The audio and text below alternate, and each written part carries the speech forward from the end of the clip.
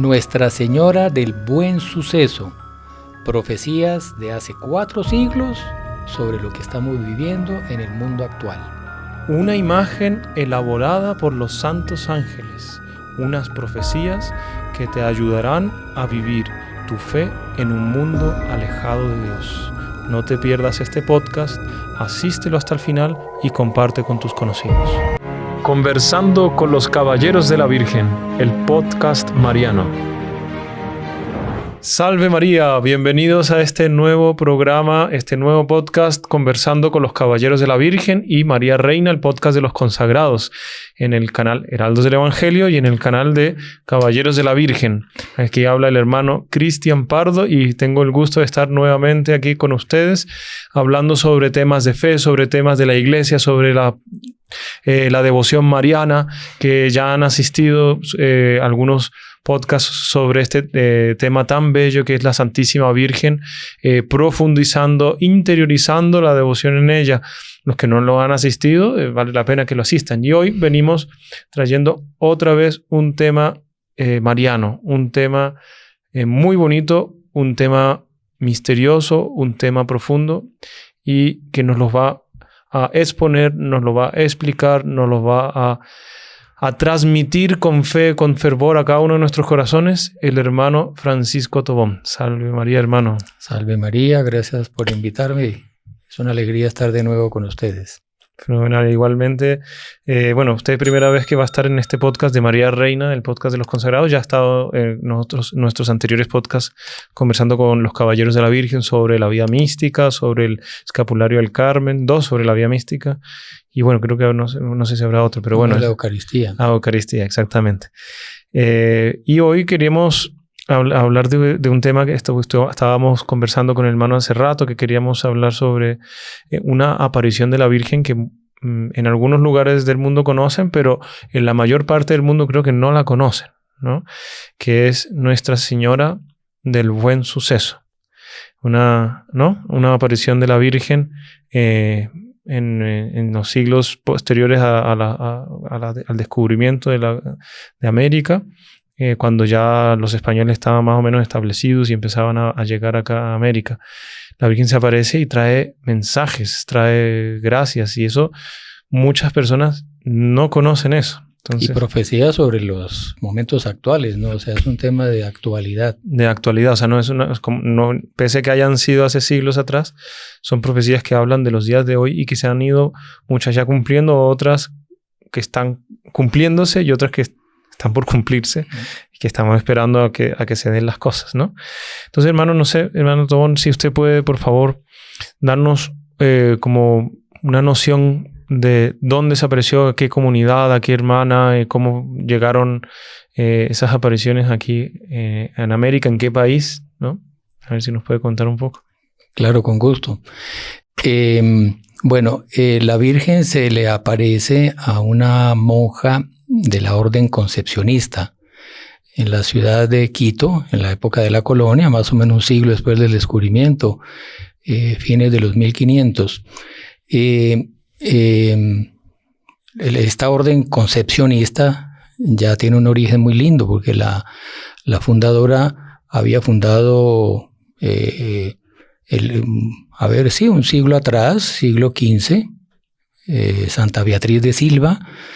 Tiene toda una historia muy larga, pero así en 3 palabras, ella era de alta nobleza y vivía en la corte, y la reina era una mujer muy linda, era una mujer hermosísima. Entonces a la reina de España de ese entonces, Isabel, no la católica, otra Isabel, por envidia la mandó por allá y la encerró en un sótano para que se muriera de hambre. Y ahí se le apareció Nuestra Señora. La Virgen se le aparece a Santa Beatriz. En España. En España. Y le dice que quiere que funde una orden religiosa contemplativa para honrar su Inmaculada Concepción. Mire que el dogma de la Inmaculada Concepción sería 3 siglos después. Sí, ya vimos el podcast, que los que no lo han visto, asístanlo. Exacto. Entonces una orden, por eso son concepcionistas. Y Nuestra Señora incluso le mostró cómo quería, que le diseñó el hábito, que es un hábito blanco con un velo azul, que son los colores de la Virgen, blanco y azul. Y ahí Nuestra Señora misma la liberó de la cárcel y ella, a partir de ahí, en fin, fundó y la orden y ella comenzó a usar un velo por despretensión, para que, digamos, su belleza no fuera exhibida y renunciar a cualquier vanidad. Bueno, entonces, a pedido de las señoras de la alta sociedad quiteña, le pidieron al rey de España que mandara religiosas. En esa época la corona española, es lo que llamaba el patronato, el propio gobierno, digamos, el gobierno español, digamos que como que tomaba así, financiaba y las misiones y a la Iglesia Católica. O sea, la Iglesia Católica era oficialmente respaldada y financiada por la corona española. Bueno, entonces le pidieron al rey, el rey le pidió a estas religiosas concepcionistas que enviaran, fundadoras. Y entonces vino una madre muy, muy, muy santa también, Sor María de Jesús Taboada, también de alta nobleza. Y vinieron 7 o 9, ya no lo estoy recordando, fundadoras. ¿En qué año estamos? Eso es 1563 el nacimiento de ella, 1577. Entonces, ella tenía una sobrina que era una niña. Tenía, 6, 7 años. Bien niña. Y era su sobrina. Entonces eso era común. Ella se la trajo con ella como novicia, ¿no? Como postulante, digamos, de la orden. No había hecho voto ni nada. Y ya por el camino, o sea, es que hay tanto milagro que no se debe llevar tiempo para contar tanta cosa sobrenatural, pero ya por el camino, claro que muy bonito ver la vocación de estas órdenes contemplativas, que aparentemente son monjas que no hacen nada y algunos no entienden. Unas monjas se encierran ahí. Dicen personas que para qué ¿por qué no van a cuidar de los pobres? No van a enseñar tantas necesidades que hay, pero ellas hacen lo más importante y suplen la principal necesidad que el mundo y la iglesia tiene, que es llevar una vida de renuncia, de penitencia, encerradas en un claustro sin nunca salir, con los votos de pobreza, castidad, obediencia, una vida de austeridad y de sufrimiento y tal, y dedicadas a la contemplación, a la oración. Ellas son las que tienen la vocación de rezar por la iglesia, rezar por las obras de la iglesia, porque la iglesia no es una empresa humana, la iglesia es una institución sobrenatural que tiene la finalidad de salvar a las almas, de convertir a los hombres, de alejarlos del pecado, y eso se mueve con base en la gracia de Dios. Tenemos que hacer un podcast sobre la vida religiosa. La vida interior. Y la vida interior, claro, pero claro, si no se entiende la vida religiosa si no se entiende la vida interior. Yo creo que debería ser así como usted dice, vida interior, vida religiosa.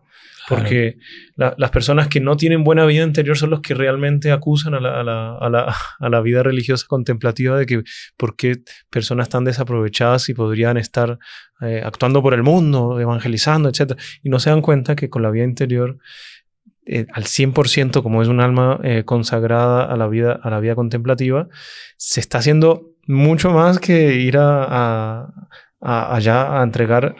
Claro, cada uno tiene su vocación, no todo el mundo tiene vocación de vida contemplativa. Pero Don Chotard, que abriendo un tema ahí de la vida, que él decía que hay que hacer un equilibrio, pese a que usted sea de vida activa, tiene que tener vida contemplativa, porque el fundamento de nuestro apostolado es la vida de oración, la vida de piedad, de la lectura espiritual, bueno, que eso hablaremos en otro podcast. Pero estas hermanas, son de alta nobleza, o sea, personas que adineradas de la época renuncian a todo ese mundo para dedicarse a Dios, a la oración, a la vida de comunidad. Espectacular, ¿no? Y después venirse de un país que en la época era Europa a América, que América no tenía las comodidades que ahora se tienen, era heroico. Claro, un acto de renuncia. Exacto. No, y además lo que convierte las almas, lo que hace a alguien progresar en la vida espiritual es la gracia de Dios, y la gracia se obtiene rezando y haciendo sacrificio. Esa es la vocación de ellas. Exacto. O sea, la vanguardia de la iglesia, más que los misioneros, los predicadores, son esas almas escondidas dedicadas a la oración. Entonces, en esa época había mucho más sentido católico de las cosas, esa visión sobrenatural, y por eso en Quito piden para que esa obra de evangelización que estaba siendo realizada aquí en América tuviera un desarrollo completo, que vinieran esas monjas para rezar y pedir por estas colonias, ¿no? Para que la evangelización fuera fecunda. Bueno, entonces el demonio, teniendo muy claro eso y viendo que ese monasterio que ellas venían a fundar en Quito iba a ser un fortín que iba a desbaratar los planes del demonio en estas tierras, entonces el demonio, ya furioso, quería evitar esa fundación. Entonces, en medio del mar, el propio demonio produjo una tormenta feroz. Y Sor Mariana, que ya desde niña fue una gran mística, tenía visiones, revelaciones, en fin, vamos a ver un poco. Ella vio al demonio. Entonces vio que era Sor Mariana, ¿cuántos años tenía más o menos cuando fue jovencita o ya mayor? Tenía 9 años. ¿9 años ya para el convento? 9 años, imagínese. En la época se entraba chiquitito. Sí, eso era común, ¿eh? Santo Tomás de Aquino, no entró, pero fue a ser educado desde los 5 años. Sí, cuenta la historia que él andaba por el monasterio hablando con los monjes, preguntando varias cosas ya de teología desde los 5 años. Preguntaba a los monjes, ¿quién es Dios? ¿Quién es Dios? Tan fácil de responder eso. Y fue su pregunta durante toda su vida. Bueno, sí. Otro tema bonito de Santo Tomás. Pero entonces ella vio una serpiente de 7 cabezas enorme produciendo la tormenta y tratando de hacer hundir el barco donde ellas iban, ¿no? Para que no llegaran a buen puerto. Y ahí entonces comienzan todas las monjas a rezar y comienza ella a rezar. Y bueno, no solamente a rezar, sino que ella tuvo un carisma exorcístico también. A lo largo de la vida ella hizo cantidad de exorcismos a monjas de la propia comunidad que a veces eran perturbadas por el demonio. Interesante, una exorcista que no era sacerdote, ¿no? Era una monja. Bueno, era por su virtud, por su oración. Hizo exorcismo, se veía el demonio ahí perturbando y rezaba y increpaba al demonio. Entonces ella empezó a rezar y a pedir a Nuestra Señora. Y ve que aparece Nuestra Señora con el niño en los brazos y Nuestra Señora sosteniendo el niño en su brazo izquierdo y en la mano derecha con una cruz. Una cruz. Una visión que tuvo. Sí. Una cruz grande, y esa cruz, el niño Jesús también la sostenía. La Virgen y el niño Jesús sosteniendo la cruz, y la parte de abajo de la cruz era una lanza. Y Nuestra Señora va y con esa cruz lanza, se la entierra al demonio, y ahí el demonio sale, en fin, exorcizado y se calma la tormenta. Bueno, a partir de ahí, la orden concepcionista, bueno, por lo menos aquí en América, creo que en España también adoptaron esa aparición de la Virgen, es el escudo de ellas. Sí, aparece la Virgen con el niño y la cruz con la lanza al demonio. Ella usa un escudo bonito, así repujado grande, aquí un medallón en el hábito, ¿no? Ese es el escudo de ellas, por esa aparición, que la vio ella. Entonces ya uno ve ya los fenómenos sobrenaturales.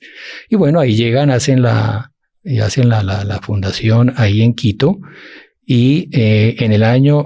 Bueno, ella tuvo cantidad de visiones, ahorita vamos a ver algunas, profecías, o sea, la cantidad de dones que ella tuvo increíble, tenía discernimiento de los espíritus, curaba enfermos, en fin, toda la vida ella fue llena de fenómenos así sobrenaturales impresionantes, y entonces fundaron y el monasterio lo fundaron en la plaza central de Quito.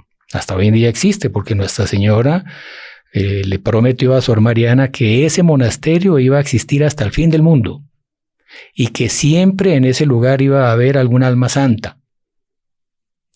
Y que a pesar de que iban a haber gobiernos y poderes contrarios que iban a querer acabar ese monasterio, sacarlo de ahí y tal, que ahí iba a permanecer hasta el fin del mundo.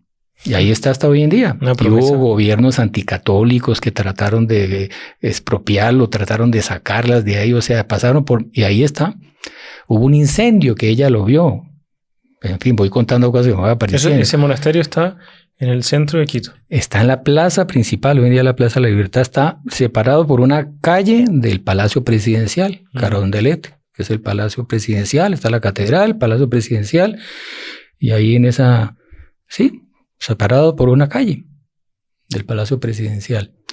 Entonces, por ejemplo, ella este siglo XVI, XVII. Ella tuvo una de las tantas visiones proféticas. Ella vio que en el siglo XIX, y eso se cumplió después, que en el siglo XIX el demonio iba a querer incendiar el monasterio. Y de hecho el demonio incendió la iglesia. La iglesia se incendió y ella veía a los demonios asusando el fuego. Y ella, preocupada con el Santísimo Sacramento, ella teniendo la visión profética, ¿no? Lo que iba a pasar, empezó a rezar para que y ahí apareció un soldado inspirado que se metió en medio del fuego y no se quemaba. Entró, abrió el sagrario, sacó el Santísimo y pasó en medio del fuego y no le pasó nada, pero la iglesia se quemó. Tocó después... Pero hubo un milagro eucarístico. Sí, o sea, el soldado pasó en medio del fuego y no le pasó nada, ¿no? Y era por las oraciones de ella. Ella vio eso 3 siglos antes, ¿no? Bueno, y ahí en el año 1594, ellas llegaron en 1577. En el 94 ya ella había hecho... hizo la primera comunión muy niña. Ya cuando hizo la primera comunión, hizo su voto de castidad privado ella.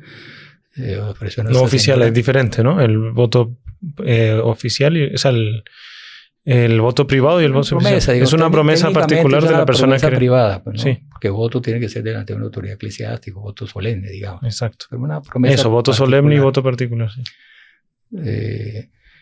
Y el día de la profesión religiosa, cuando ya hizo los votos propiamente, profesó como religiosa. Ahí también tuvo una visión. Sus padrinos fueron la Virgen y San José. Apareció Nuestro Señor de 33 años. Nuestro Señor le puso un anillo, porque claro, bonito, porque cuando las monjas hacen sus votos, ellas se casan con Nuestro Señor Jesucristo. Jesús, exacto. Entonces por eso ellas se visten de novias. Ellas, antes de ponerse el hábito en la ceremonia, se visten de novias, van, hacen sus votos, que es voto de fidelidad a Nuestro Señor. O sea, se están casando con Nuestro Señor como esposas. Y ahí ya después le visten el hábito. Y bueno, entonces apareció Nuestro Señor de 33 años, le puso un anillo con 4 piedras preciosas lindísimas, simbolizando los 4 votos. Ellas hacen la de todo religioso, que es pobreza, castidad y obediencia. Y hacen el 4, que es el de clausura. Entrar al monasterio y nunca salir de ahí. Es todo muy lindo, ¿no? Pero ahí Nuestro Señor también le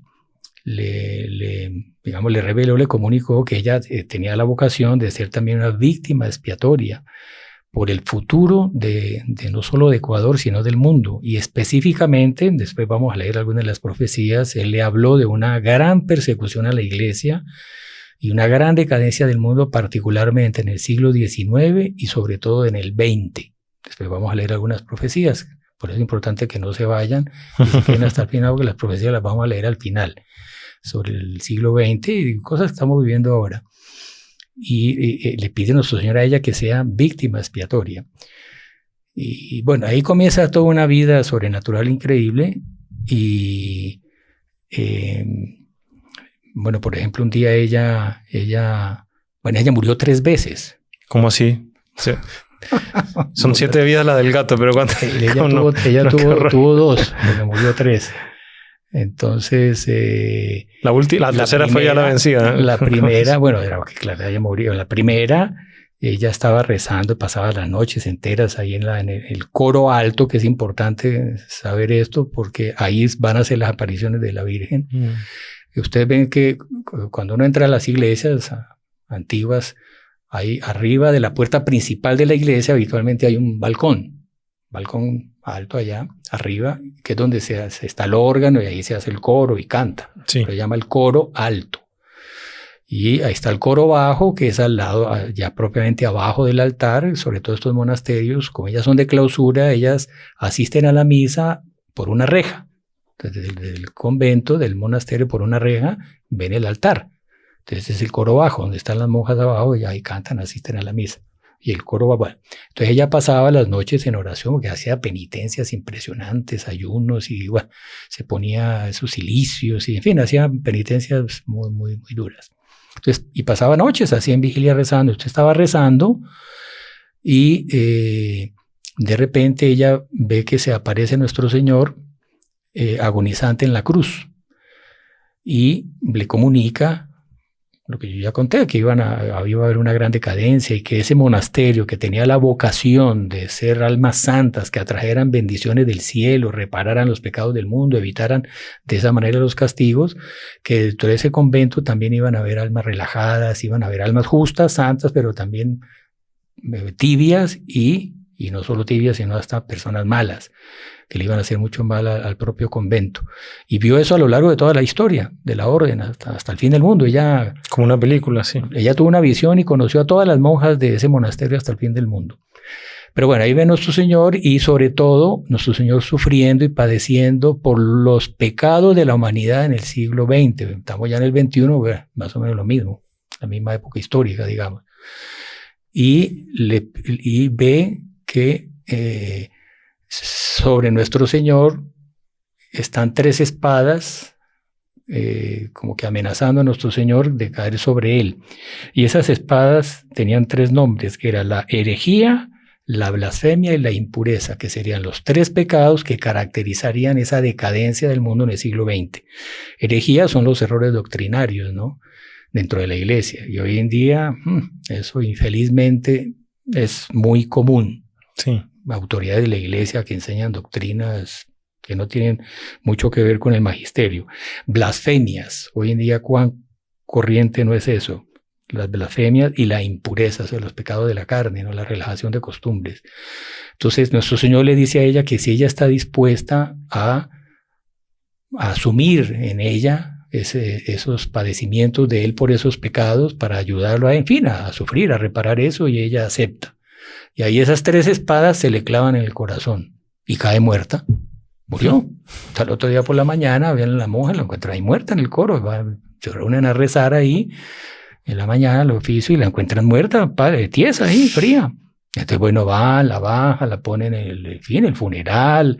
¿Le hicieron el funeral? Claro, la ponen abajo en la capilla, el ataúd, toda la cosa. Vienen los padres franciscanos, que eran los capellanes de ella. Ellas se consideran las concepcionistas de una rama de los franciscanos, porque ellas, Santa Beatriz de Silva, que les conté, ella adoptó la regla franciscana. Ya no me acuerdo si fue la misma Virgen que le dijo, las autoridades de la iglesia le dijeron, no. Ellas, así como hay clarisas que tienen la regla franciscana de clausuras, también ellas siguen la misma regla.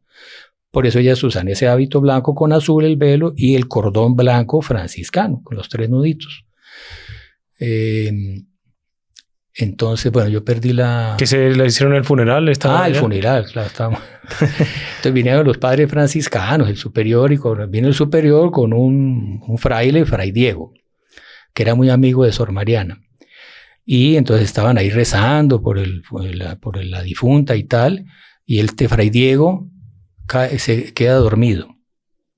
Resulta que no era dormido, sino que estaba en éxtasis. Ay. Y Sor Mariana, entonces en éxtasis el Fray Diego comienza a ver lo que le estaba pasando a Sor Mariana. Entonces Sor Mariana murió, se fue al juicio de Dios, delante del tribunal, y nuestro Señor le presenta 2 coronas. Le presenta una corona de rosa lindísima, que es la de la gloria. Ese le había ganado. Mire, aquí está su corona de la gloria. Usted se salvó ya.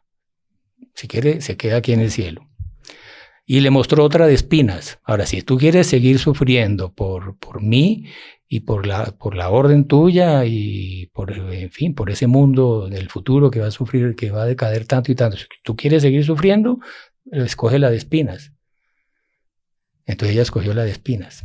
O sea, escogió seguir viviendo para seguir sufriendo y seguir padeciendo por la orden y por ese mundo futuro que iba a decaer tanto. Entonces ella ahí resucita. Pero entonces, en medio de todo esto, el Fray Diego estaba viendo eso y el Padre Superior lo ve dormido, entonces lo regaña. Fray Diego, ¿cómo se le ocurre usted aquí durmiendo? Váyase para el convento. Y lo mandó para el convento. Entonces, el Santa Obediencia, no es humilde, y se fue para el convento. Él estaba en éxtasis. Entonces, a cierta altura, la Madre Mariana abre los ojos y se levanta. Entonces, todo impresionado. ¿Qué es esto? Milagros. Y resucitó, ¿no? Resucitó porque había escogido la corona de sufrimiento. Entonces vamos a hacer ahora, ya sabiendo qué camino escogió Santa Mariana, vamos a hacer una pequeña pausa para seguir escuchando esta maravillosa historia de las apariciones de Nuestra Señora del Buen Suceso. No se despeguen. Te voy a contar algo, Algo que estabas esperando algo que estabas deseando. para tu compañía diaria y tu vida de piedad. Llega al aire Radio Caballeros de la Virgen. en sintonía con tu fe. Escúchala descargando nuestra app Radio Caballeros de la Virgen en tu Android desde Play Store Y en tu iPhone desde App Store. o también en tu computadora en el enlace en nuestro sitio web caballerosdelavirgen.org. Y disfruta de todo nuestro contenido católico. No dejes de escuchar Radio Caballeros de la Virgen. En sintonía con tu fe.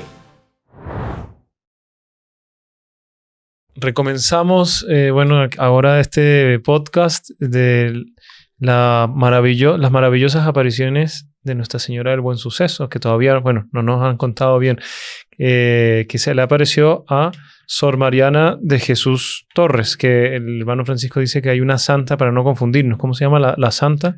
Santa Mariana de Jesús Paredes. La Azucena de Quito. La Azucena de Quito, que no son la misma, pero bueno, Sor Mariana de Jesús todavía no ha sido canonizada, recemos. ¿Ella está incorrupta?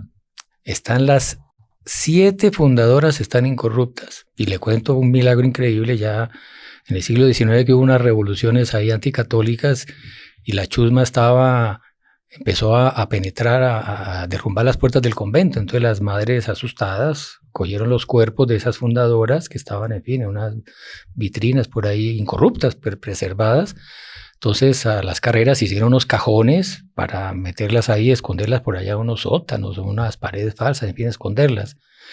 Y en fin, todas las monjas las fueron metiendo las cuerpos incorruptos, y había una que no cabía.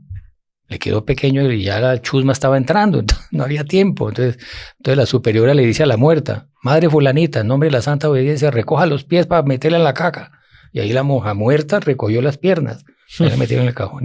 Y hasta hoy en día están ahí las 7 monjas incorruptas. Qué impresionante. Bueno, y quería comentarles, esta historia la estamos sacando de un libro de 3 tomos que se llama La vida admirable de la Madre Mariana de Jesús Torres y Berriochoa, escrita por el padre Manuel Sousa Pereira.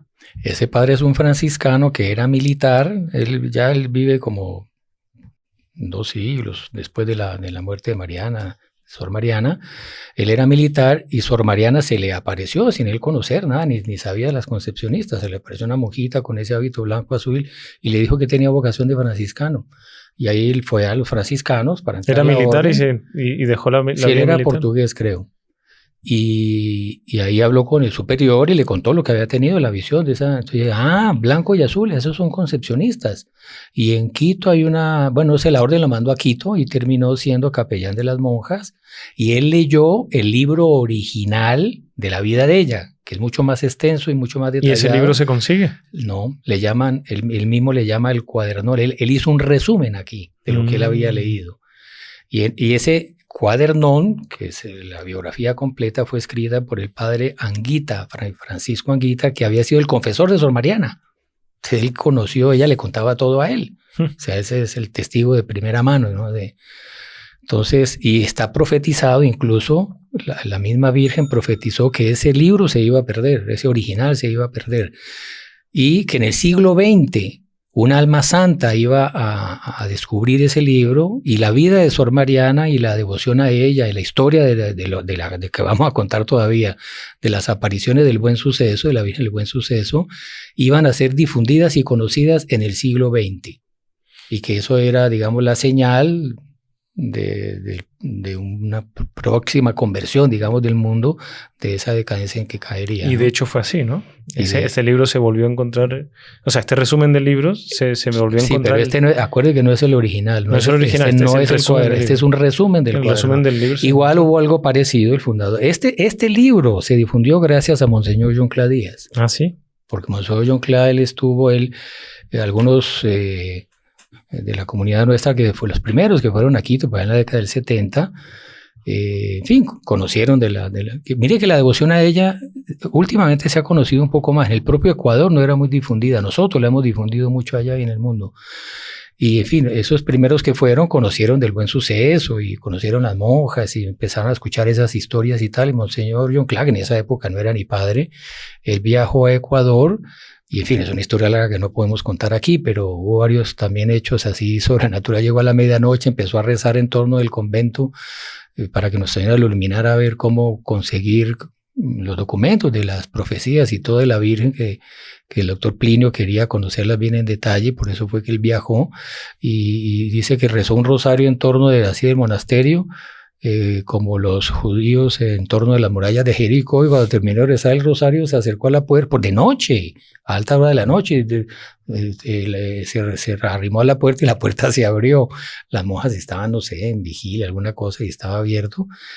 Y ahí pudo entrar y la Virgen, el Buen Suceso, estaba ahí en el altar y tal. Bueno, luego él empezó a hablar con las monjas y que dónde podía conseguir la historia y las profecías. Entonces una monjita, la superiora, estaba enferma en otra ciudad. Entonces él fue a la otra ciudad, empezó a preguntar por la monjita, que era la superiora. Y entonces ella, que estaba en esta otra ciudad, imagínense, él ni sabía la dirección. Entonces llegó allá, entonces, no, perdón, en esa otra ciudad era donde tenían el libro. Pero entonces la superiora de esa otra ciudad se había venido para Quito. Ella era la única que podía autorizar a que le sacara copias a ese libro. Entonces él tuvo que volver a Quito y por el centro empezó a preguntar, que estaba enferma y había venido al médico. No había venido al monasterio de Quito, sino al médico. Entonces estaba en una casa de familia y no sabían la dirección. En esa época no había Waze, ni había Google Maps, ni esas cosas. Entonces empezó a dar vueltas por el centro de Quito preguntando, ¿usted no han visto en una casa por aquí unas monjas de un hábito? Ah, sí, en esa casa. Fue y la encontró. Ahí estaba la superiora del convento de, creo que era Cuenca, la otra ciudad. Entonces ella dijo, sí, yo le autorizo. Entonces volvió a Cuenca y en la época que en esas fotocopias antiguas que se demoraban una eternidad y, en fin, logró sacar las copias de este libro. Yo me acuerdo, tenemos ahí la sede de las copias, son así en manuscrito, escrito a mano, por el padre Sousa. El original es que mostrárnosla después. Esta la editó una fundación. Entonces esta editora quiteña, Jesús de la Misericordia. Exacto, por si lo quieren conseguir. Sacaron esa editorial y la librería espiritual. Pero bueno, hermano Francisco, a ver si nos puede contar. Ya nos contó una de las muertes de la hermana, o si tiene que contarnos algo más sobre los milagros de Santa Mariana para ya entrar propiamente en la aparición de la Virgen, que es el tema de nuestro podcast. Sí, yo creo que entremos en la aparición de la Virgen. La segunda muerte fue que ella, o sea, Nuestra Señora, la primera aparición en la cual ella le pide, se aparece Nuestra Señora y le pide que haga la imagen, lo que voy a contar fue el 2 de febrero, fiesta de la Candelaria. Y se apareció varias veces 2 de febrero, se apareció como 3 veces porque ella hablaba con el obispo para mandar a hacer la imagen, el obispo no le ponía cuidado, entonces en fin, como 3 veces se le apareció haciéndole el mismo pedido y siempre era el 2 de febrero. Entonces la primera fue el 2 de febrero de 1594 y la última fue en 1599.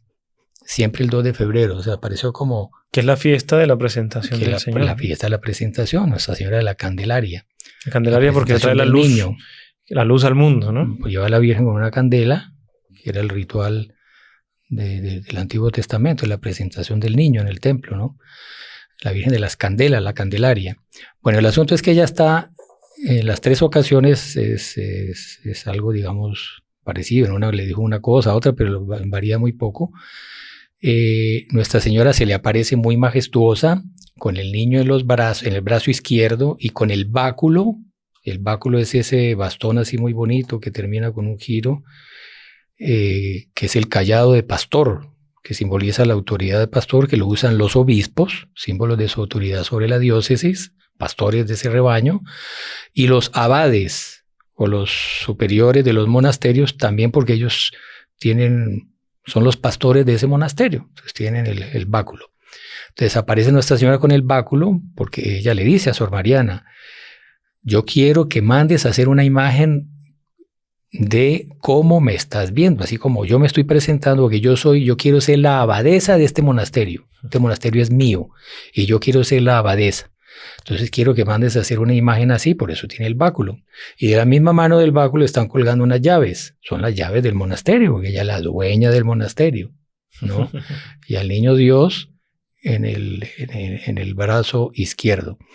Y muy interesante ver eso, porque, o sea, que la Virgen cuando se va a aparecer, no va a aparecerse simplemente para decir buenos días, no, estoy aquí, no, es para dar un mensaje claro, profundo, y todo lo que te estaba mencionando, un báculo, unas llaves, que quiere hacer una imagen, tiene un sentido mucho más elevado y mucho más pronunciado que cualquier cosa, ¿no? Es que hoy en día estamos tan acostumbrados a que uno manda un WhatsApp, un chat, un no sé qué, y entonces la comunicación se facilita, pero la Virgen viene desde el cielo a transmitir un mensaje. Todo es importante lo que es. Oye, ella le dice que esa devoción, y ella misma le dice el título, yo soy la madre del buen suceso, que era una advocación que ya existía en España. El buen suceso tiene relación al buen suceso del parto, ¿no? O sea, es el buen suceso de un embarazo que tiene todos sus riesgos y el buen suceso del niño que nace. Entonces, la Virgen del buen suceso, pero ella también lo aplica al buen suceso que vamos a ver en las profecías como ella habla mucho de la gran decadencia que habría en Ecuador y en el mundo en el siglo XX sobre todo, pero que después de esa gran decadencia ella triunfaría y ella vencería al mal. Entonces es muy lindo porque es en la línea de Fátima, ¿no? Que la Virgen de Fátima prevé también calamidades para el mundo a causa del pecado y tal, a lo largo del siglo XX, y dice, pero por fin mi Inmaculado Corazón triunfará. Lo mismo. Entonces ella aplica ese título del buen suceso, porque será el buen suceso de ese triunfo de ella, que es el triunfo de Dios, ella como instrumento, es el reino de Dios en las almas, la conversión del mundo, el reflorecimiento de la fe católica, de la cristiandad, en fin. Entonces es ese buen suceso. Yo soy la Virgen del buen suceso. Y dice que en ese momento de gran decadencia, los buenos van a sufrir muchas persecuciones y martirios y muchas tentaciones por la decadencia del mundo, y que la devoción a ella será como que una tabla de salvación para esas almas fieles y afligidas en medio de la decadencia. Entonces a ella le pide que haga la imagen y le dice, ¿quién quiere que haga la imagen? Le dice, yo quiero que mi siervo Francisco del Castillo, que era un español que había ido a vivir a Quito, él era artista, escultor y era un hombre piadoso, muy virtuoso, yo quiero que él haga la imagen. Y bueno, listo, entonces le dice, gracia, ¿no? Que la Virgen le mande a hacer algo a uno directamente. O sea, siempre hay misiones para cada uno y lo siente uno en el corazón, por llamado, etcétera, algo muy sutil. Pero ya un mensaje directo que la Virgen diga, oiga, usted fulanito, hágame tal cosa. Bonito. Y le dice así, mi siervo, ¿no? Qué lindo que la Virgen se dirija a alguien así. Bueno, entonces ahí le dice Nuestra Señora, bueno, pero tienes que medir mi estatura para que le digas a él cuál es la altura, ¿no? La estatura de ella. Entonces le dice, sácate el cordón, que es el cordón franciscano, es el cordón blanco que ellas usan, con los 3 nuditos. Entonces ella así toda como apenada, imagínese, como una modista cualquiera ahí midiendo, Nuestra Señora majestuosa le daba como temor reverencial. Entonces, bueno, señora, pero yo no soy digna de tocarte la frente, ¿no? Entonces, bueno, dame la punta. Entonces ella le da la punta del cordón y Nuestra Señora coge el cordón y se lo pone aquí en la frente, ¿no? Y dice, bueno, mide abajo. Y resulta que el cordón no llegaba hasta abajo. Era más cortito que la altura de ella. Entonces le dice, bueno, hálalo. Entonces ella lo ala y él se estira. Se estiró el cordón y el cordón quedó del largo de Nuestra Señora. Como ella no hizo la imagen porque ¿Se sabe la medida, hermano Francisco, o no? Bueno, yo sé por Ana Catalina de Mir que era 1,74. Ah, bueno. Aquí el padre no dice. Ah, bueno. Pero Ana Catalina dice que ella medía 1,74. Bueno, ese cordón, tengo entendido, lo tienen guardado las monjas. Es más, eran 2 cordones. Porque, como les dije, ella se apareció como 3 veces. Otra vez, bueno, ¿qué hubo? Que no has mandado a hacer la imagen y tal, porque el obispo no le autorizaba. Cantidad de enredos. Entonces la midió por segunda vez. Y otra mismo en mi lado tenía los 2 cordones. Con un cordón de esos, ella curó a una marquesa que era benefactora, que fue la que regaló el báculo, con piedras preciosas y todo lo donó ella, era muy amiga de Sor Mariana, y tenía un brazo paralizado, una enfermedad, se le había paralizado un brazo, y con el cordón ese, ella la tocó con el cordón ese, y quedó curada. Bueno, entonces habló con Francisco del Castillo para que esculpiera la imagen. Él fue a trabajar el propio coro alto, que fue donde se le apareció, en ese balcón arriba de la iglesia, que eso hace parte del claustro, ¿no? Ellas por dentro del convento entran ahí, cantan, asisten a las misas desde allá arriba sin salir de la clausura, ¿no? Entonces él trabajó allá arriba. Entonces consiguió las mejores maderas, hizo un retiro espiritual antes se confesó para estar bien inspirado, hacer algo bien lindo y algo a la altura de Nuestra Señora. Y bueno, Sor Mariana la describió como era, ¿no? Y le dijo la altura y todo. Entonces, en fin, trabajó ahí durante un cierto tiempo y solo le faltaba el rostro. Entonces, otra vez fue a buscar las mejores esmaltes, las mejores pinturas, se confesó otra vez para que el rostro, que es lo más importante, le quedara lo más bonito, ¿no? Y mientras él estaba, se había ido, se había suspendido, digamos, estaba una noche Sor Mariana rezando delante de la imagen sin terminar y pidiendo a Nuestra Señora que por favor lo inspirara bien para que quedara lo más linda que ella, que era, imagina la hermosura de Nuestra Señora en el cielo y majestuosa y una belleza incomparable, la obra prima, la creación, en fin, quisiera algo a la altura, ¿no? Lo inspirara al artista y tal. Estaba en medio de él cuando entró en éxtasis. Y ella vio que bajaron San Miguel, San Gabriel y San Rafael, bajaron del cielo y rehicieron toda la imagen de nuevo y le hicieron el rostro, o sea, la hicieron toda, la completaron. Y en el momento en que la imagen quedó completa, la imagen cobró vida, o sea, como que Nuestra Señora penetró en ella y le dio vida a la imagen, y Nuestra Señora cantó un himno muy lindo a la Virgen, que es Salve Sancta Parens. Salve Sancta Parens, que es un canto gregoriano, un himno a la Virgen muy lindo, y la Virgen cantó, ¿no? Entonces ya eso era por allá a la medianoche y todo, y duró un cierto tiempo, y entonces las monjas escucharon un ruido, una cosa, y vinieron, se acercaron y alcanzaron a escuchar esas melodías celestiales y veían una luz que salía del coro y entraron al coro y encontraron a Sor Mariana así en éxtasis y la imagen refulgente terminada.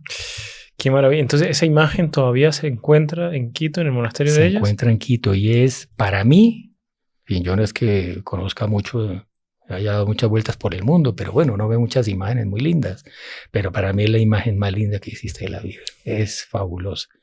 Que a la vez que es majestuosa, se ve ya una mujer, ya Nuestra Señora madura, no se ve tan jovencita como Fátima, que uno ve que está más jovencita, Nuestra Señora ya, pero con lo que el Utopio llamaba la suma de las edades, o sea, con la sabiduría de la edad madura, con la inocencia infantil y bueno, imagine la Virgen, ¿no?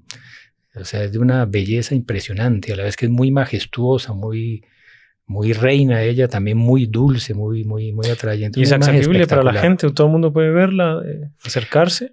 No, porque como ella es la abadesa, entonces ella permanece en el trono de la abadesa, en el coro alto, dentro de la clausura. Ay, no. Pero hay 3 ocasiones del año que la bajan a la iglesia y ahí uno la puede ver. Entonces, para la novena del 2 de febrero, que es la fiesta de ella, o sea, 9 días antes, más o menos, 10 días antes la bajan para la novena. La bajan todo el mes de mayo, que es el mes de María, y la bajan todo el mes de octubre, que es el mes del Rosario. O sea, que si alguien quiere verla, tiene que ir a Quito o 9 días antes del 2 de febrero, o en mayo, o en octubre. Listo, nos organizamos y nos vamos todos los que están asistiendo a este podcast, hagamos un avión, buses y nos vamos todos a visitar a la Virgen. No, es hermosísima.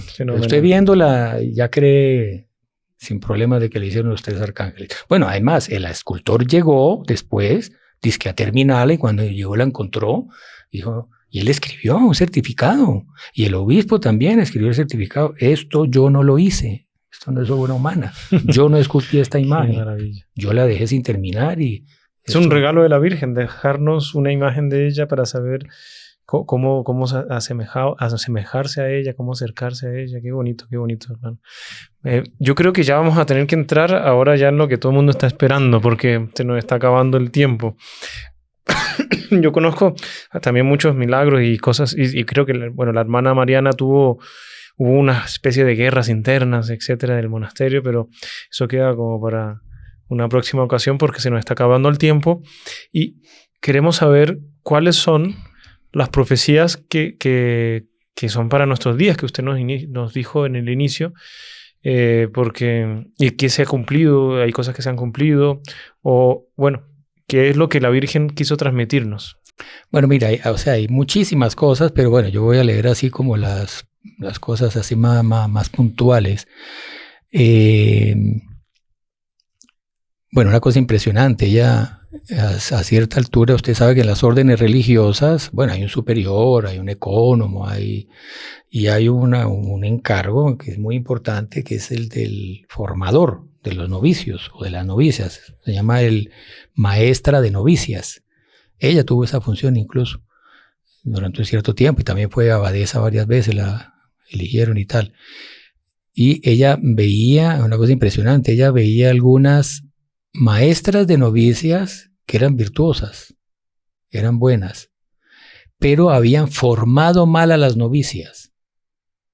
Y por los pecados de las novicias ellas estaban pagando en el purgatorio. Y vio alguna que se había condenado por no haber formado bien a sus novicias, lo que es la responsabilidad de la un formación. Formador.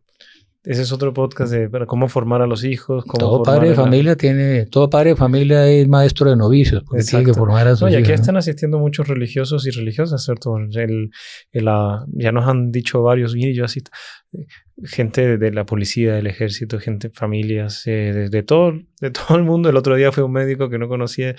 Soy fanático de los podcasts, asisto a todos los podcasts de ustedes. Y bueno, entonces, por todos lados. Entonces, esto de aquí, todo lo que digamos está llegando a una pluralidad de personas impresionante. Bueno, esta es otra impresionante. Bueno, ella profetiza, en esa época era colonia, Ecuador, ¿no? Y la Virgen dice que llegará un momento donde será una república independiente. Y dice que será república, incluso dice, ¿no? Que no será monarquía, sino república, sino independiente. Incluso, en fin, una visión de Sor Mariana tuvo la visión del Niño del Pichincha, que es un cerro que está a lo del Quito, donde hubo una batalla donde se consumó, digamos, fue la batalla decisiva para la independencia de Ecuador, y el Niño Jesús se apareció ahí, el Niño Jesús con los brazos en cruz, una cruz atrás, y tres rayos así que salen de su cabeza, y uno decía Ecuador, amor, España. En el fondo mostrando cómo no debía haber enemistad, digamos, entre España y Ecuador, que era normal que un país se independice, así como un hijo madure y se independiza de su papá. Exacto. Pero debe haber una relación de... Y eso es aplicable para todas las naciones. Filialidad. Pero bueno, aquí hace una... Bueno, voy a leer aquí un trichito. Él dice...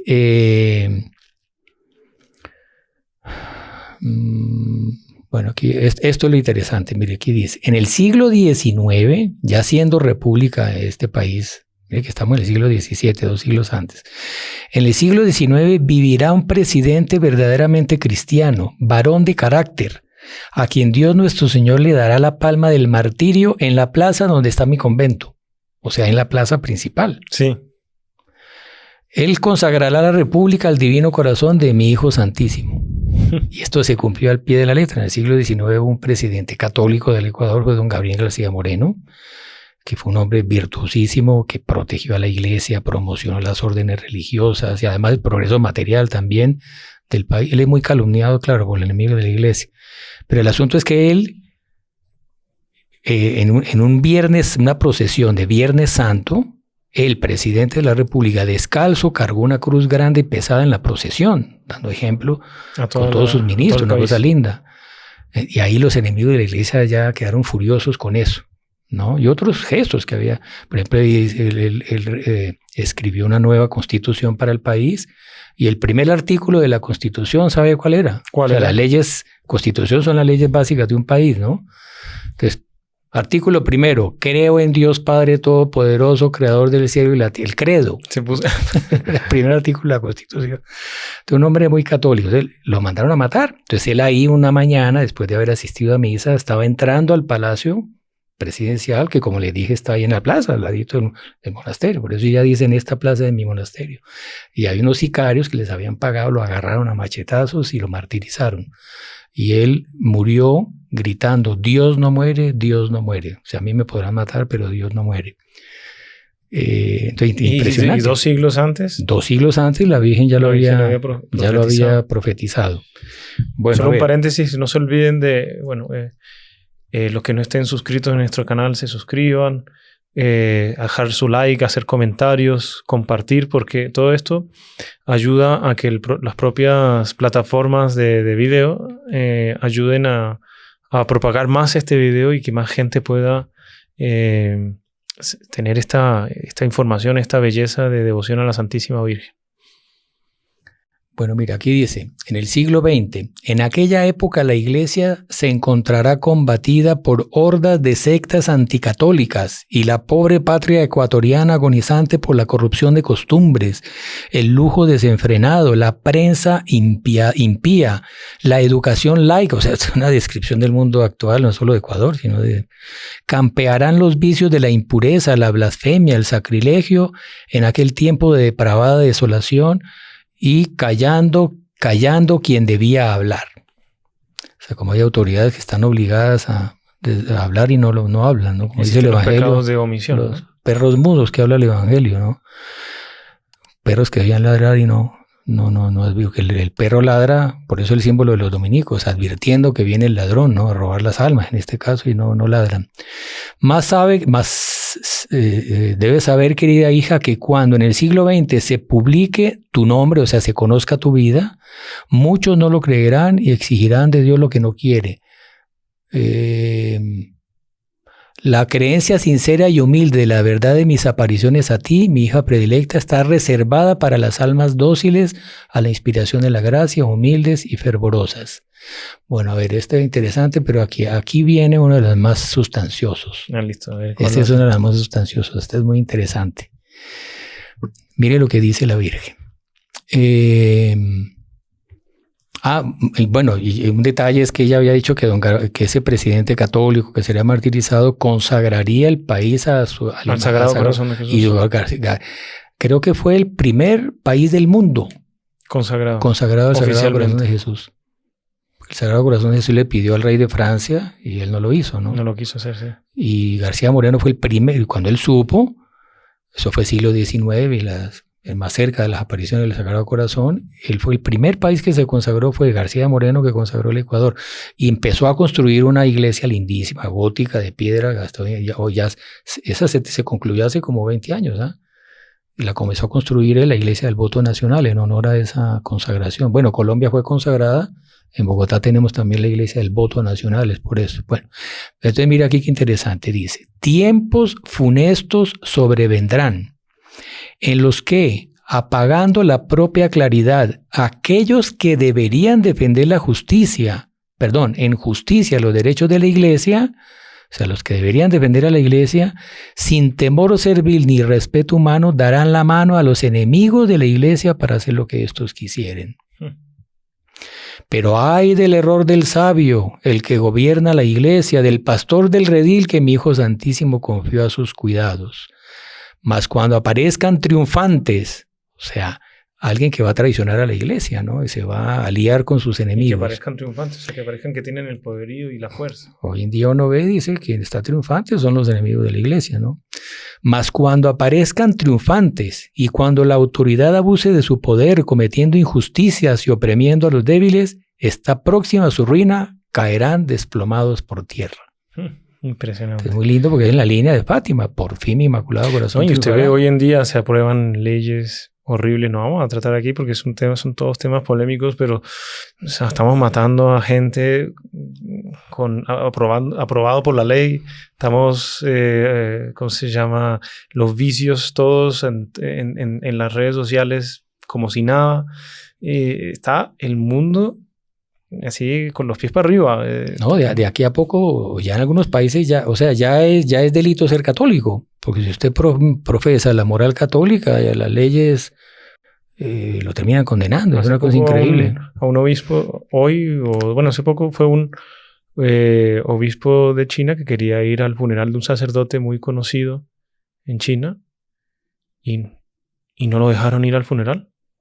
Y lo secuestraron, o mejor dicho, lo tomaron preso, ¿no? Lo tomaron preso, no sé por cuánto tiempo, pero lo tomaron preso porque iba a ir a un funeral de un sacerdote que era muy virtuoso y la gente lo quería mucho. Entonces el gobierno dijo, no va. No, y el siglo XX, estadísticamente, es el siglo de la historia de la iglesia que tuvo más mártires. O sea, ni siquiera en la época de Nerón y de Vespasiano, de esas que mataban miles de católicos en el circo con las fieras y los crucificaban, los quemaban vivos, o sea, por miles. El siglo XX tuvo más mártires. O sea, hay cantidad de países donde la iglesia está siendo violentamente perseguida. Sí, ¿no? Ahora, en Nicaragua que metieron al obispo a la cárcel, juzgado. Terrible, ¿no? Es una cosa. Pero entonces, cuando aparezcan triunfantes, está próxima a su ruina, caerán por tierra. Eso nos da un aliento. Muy lindo, ¿no? Hay que guardar eso porque es una promesa de la Virgen. Mire qué descripción linda.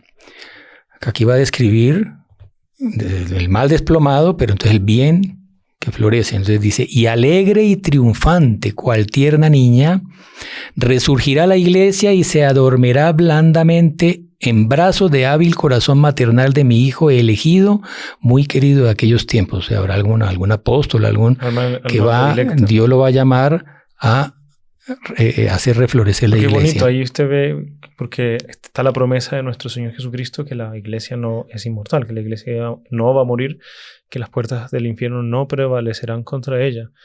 A veces vemos que cada vez más lo que decíamos que la iglesia está siendo oprimida, como que compactada, acorralada, pero porque el mal quiere acabar con la iglesia, pero él sabe, el demonio sabe, y es que no puede acabar por la promesa misma hecha por Dios, pero intenta dar la apariencia de que está acabada. Y se disminuye tanto que queda la iglesia cual tierna niña en brazos de un elegido. Pequeñita y frágil, ¿no? Benedicto XVI, por eso se ha difundido, la llama la profecía de Benedicto XVI. Claro, es un escrito donde él, de hace muchos años, donde él ve, en fin, él analizando la situación del mundo y esa situación difícil para la iglesia, él dice que la iglesia va a ser, no usa la palabra catacumba, pero da la idea que la iglesia institucional, con templos y todo, cada vez por las circunstancias hostiles, digamos, y se va a volver como a los primeros tiempos, donde el número de católicos se va a reducir mucho y el culto público y todo eso también se va a reducir mucho, pero que esos pocos fieles van a ser, justamente por haber resistido a esas circunstancias hostiles, van a vivir un cristianismo más auténtico, o sea, van a ser personas muy virtuosas. Pero bueno, entonces la iglesia en manos de esos brazo maternal de mi hijo muy querido de aquellos tiempos, al cual será de prestar oído a las inspiraciones de la gracia, o sea, que va a ser dócil a las inspiraciones de la gracia, siendo una de ellas la lectura de las grandes misericordias de mi Hijo Santísimo y yo hemos usado contigo. Este es un lenguaje muy de la época. Repítalo a ver si tradúzcanos en español. Que esa alma muy elegida que va a tomar la iglesia y la va a proteger y la va a hacer resurgir de nuevo, reflorecer, va a ser muy dócil a la gracia y que una de las señales es que ese hijo mío muy querido va a conocer estas profecías y va a conocer todas estas apariciones, todas estas revelaciones que te estoy haciendo, es lo que dice, ¿no? Lo hemos llenado de gracias y dones muy particulares, lo haremos grande en la tierra y más aún en el cielo, donde le hemos reservado un asiento muy precioso, porque sin temor a los hombres combatió por la verdad y defendió impertérrito los derechos de su iglesia, por lo que bien lo podemos llamar mártir, por lo mucho que va a sufrir ese hombre. Y usted me hizo también recordar una cosa muy interesante que dice el cardenal Borromeo o el cardenal Bellarmino, ya estoy confundiendo cuál de los dos, el cardenal Bellarmino, sí, los dos, el cardenal Bellarmino, en uno de sus escritos él dice lo siguiente, dice que así como la iglesia es infalible, la iglesia, más específicamente el Papa en ciertas circunstancias, claro, cuando es cátedra, definiendo cosas de fe y moral, el Papa es infalible, es un dogma de la iglesia, la infalibilidad pontificia, porque eso es una garantía de Dios para que la iglesia no prevarique de su misión y enseñe el error. Entonces, Dios eso no lo permite. Entonces Dios da ese respaldo. Se lo llama la infalibilidad pontificia para que la iglesia no muera. Que si la iglesia cae en el error, se acabó, ¿no? Pero entonces dice él que así mismo como Dios no permite que en la doctrina la iglesia erre, también en la iglesia siempre habrá almas santas y siempre habrá profetas, o sea, incluso en las peores decadencias, siempre habrá almas santas que van a sustentar a la iglesia a pesar de la decadencia. Entonces, es lo que ella está diciendo, que en ese momento de mucha decadencia, pues habrá un alma santa que... Los que quieran conocer un poco más de la vida de la Madre Mariana, consigan los libros, vale la pena. Podríamos hacer otro podcast más adelante sobre todos los hechos y la vida de la Santa Mariana y más profecías y milagros creo que la Virgen se paseaba por el monasterio, ¿no? Y cuidando a sus monjas. Bueno, hay varias cositas que nos tuvimos que saltar, ya el tiempo se nos fue. Un tema muy agradable, le agradecemos mucho, señor Tobón, de podernos transmitir estas profecías poco conocidas en el mundo. Digamos que en Ecuador, Colombia, algunos países o círculos de personas más restrictas la conocen, pero ojalá que esto podamos propagarlo, compartan, coloquen sus comentarios, dudas que tengan al respecto de este tema. Y bueno, y sigamos para adelante. Le pedimos, por favor, hermano, que si nos puede dar una última palabrita y hacer la oración final. Bueno, sí, de tener muy presente cómo Nuestra Señora previó la situación que el mundo y la Iglesia está viviendo hoy en día, y cómo la tentación muchas veces que podemos tener los católicos es que Dios como que se olvidó del mundo, porque el demonio está corriendo y sus secuaces y en fin, destruyendo lo poco que resta de bueno, y el pecado cada vez enseñoreándose más, la iglesia más acorralada, en fin, cada vez más difícil la práctica de la virtud, la educación de los hijos, en fin, entonces uno dice, la tentación que el demonio pone en una circunstancia así es de desesperación, de decir, no, esto está perdido, el demonio ganó la partida y la iglesia se está muriendo, o sea, la tentación es esa. Entonces Nuestra Señora, es lo que ella dice, que esta devoción a ella, a la Virgen del Buen Suceso, va a ser como esa tabla de salvación en estos momentos de tanta crisis y decadencia. Entonces tengámosle mucha devoción y pidámosle que ese desplomamiento del poder del mal que ella profetiza se dé cuanto antes, y que ella suscite esas almas santas que van a hacer reflorecer la iglesia de nuevo, que es lo que la Virgen de Fátima dijo: por fin mi Inmaculado Corazón triunfará. Es muy lindo como todo eso coincide. Muchísimas gracias. Que tenga mucha confianza y mucha devoción a ella y a Sor Mariana de Jesús Torres. Excelente. Entonces nos acompaña con una Ave María por todos los que están asistiendo y por los que van a asistir, para tener más devoción a Nuestra Señora. En el nombre del Padre, del Hijo y del Espíritu Santo. Amén. Dios te salve María, llena eres de gracia, el Señor es contigo. Bendita eres entre todas las mujeres y bendito es el fruto de tu vientre, Jesús. Santa María, Madre de Dios, ruega por nosotros pecadores, ahora y en la hora de nuestra muerte. Amén. Nuestra Señora del Buen Suceso, ruega por nosotros. En el nombre del Padre, del Hijo y del Espíritu Santo. Amén. Salve María. Salve María.